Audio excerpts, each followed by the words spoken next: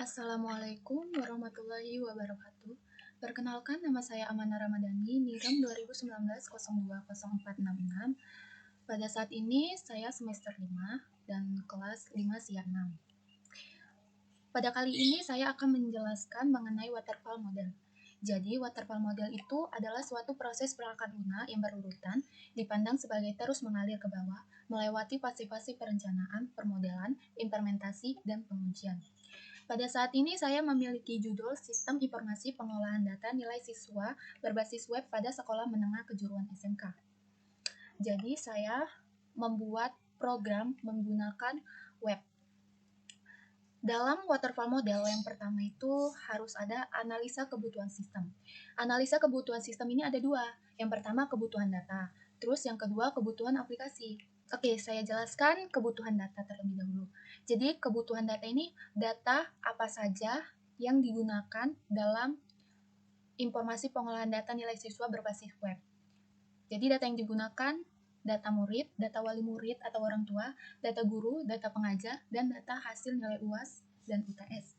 Terus yang kedua, kebutuhan aplikasi. Aplikasi apa aja yang diperlukan saat kita membuat web? Jadi aplikasi yang diperlukan itu XMPP sama Visual Studio Code. Terus waterfall model yang kedua itu harus ada perencanaan sistem. Jadi perencanaan sistem ini ada dua juga. Yang pertama pemodelan sistem, terus yang kedua rancangan sistem. Permodelan sistem. Permodelan sistem misalnya permodelan terstruktur yang meliputi yang pertama diagram konteks, yang kedua DFD, yang ketiga flowchart, kemudian IRD. Terus yang kedua itu kan ada rancangan sistem. Jadi setiap form harus menghasilkan laporan. Jadi yang pertama rancangan antarmuka. Dia ada halaman utama, kemudian halaman admin, terus masalah database-nya. Kalau dalam pengolahan data nilai siswa berbasis web, itu sudah pasti ada tabel admin, kemudian tabel guru pengajar, tabel siswa, tabel nilai KKM, tabel nilai UAS dan UTS, itu sudah pasti ada. Terus, waterfall model yang ketiga itu harus ada pengkodean.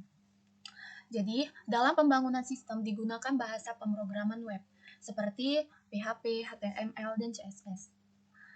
Terus, waterfall model yang keempat itu pengujian sistem. Jadi, dalam pengujian yang dilakukan telah sesuai dengan rancangan yang telah ditetapkan dan telah teruji dalam melakukan pendapatan nilai siswa sekolah menengah kejuruan. Jadi, sebelumnya itu harus diuji terlebih dahulu aplikasinya. Apakah sudah berjalan dengan semestinya atau belum. Terus yang kelima, ada implementasi. Jadi gunanya implementasi ini, sistem ini nantinya akan digunakan untuk siapa gitu.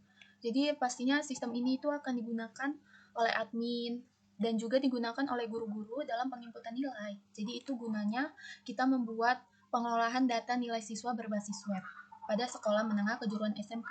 Jadi agar lebih mudah gitu dalam penginputan nilai.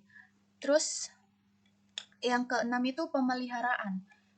Pemeliharaan dilakukan dengan cara mengidentifikasi kekurangan sistem secara berkala dan terus akan melakukan inovasi atau update minimal 2 bulan sekali. Jadi itu cara pemeliharaannya itu setiap 2 bulan sekali itu akan dilakukan upgrade agar aplikasinya itu lebih bagus dari sebelumnya. Sekian penjelasan mengenai waterfall model dari saya.